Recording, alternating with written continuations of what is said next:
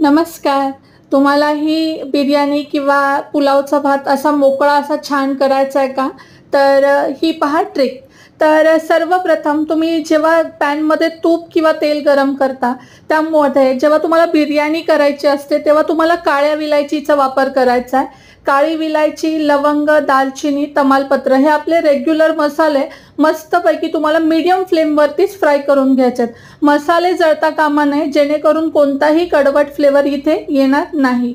आता दुसऱ्यांदा काय करायचं आहे, यामध्ये तुम्हाला पाणी टाकून ते पाणी मस्त खळखळ असं उकळू द्यायचं आहे. लक्षात घ्या, पाणी टाकल्यानंतर त्याला चांगली उकळी आल्यानंतरच तुम्हाला अर्धा तास किंवा 15 ते 20 मिनिटं भिजत घातलेला तांदूळ त्यामध्ये घालायचा आहे.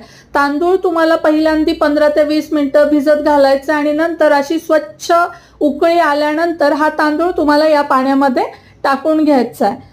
त्यानंतर काय कराल, तर तिथून पुढे तुम्हाला छान असा हा राईस हलवून घ्यायचा आहे आणि तो व्यवस्थित असा स्टेबल होऊ द्यायचा.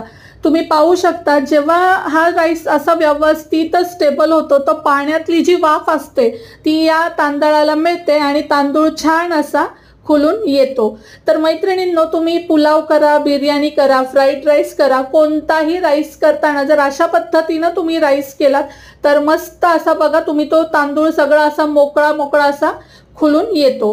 तर ही होती आपली आजची टिप. तर अशा पद्धतीनं जर तुम्ही भाताचा प्रकार केला तर तुमचाही राईस असा मोकळा आणि छान होईल. तर टिप जर तुम्हाला आवडली असेल तर आपल्या सिंपल सुखदा या मराठी चॅनलला लाईक, शेअर आणि सबस्क्राईब नक्की करा. धन्यवाद.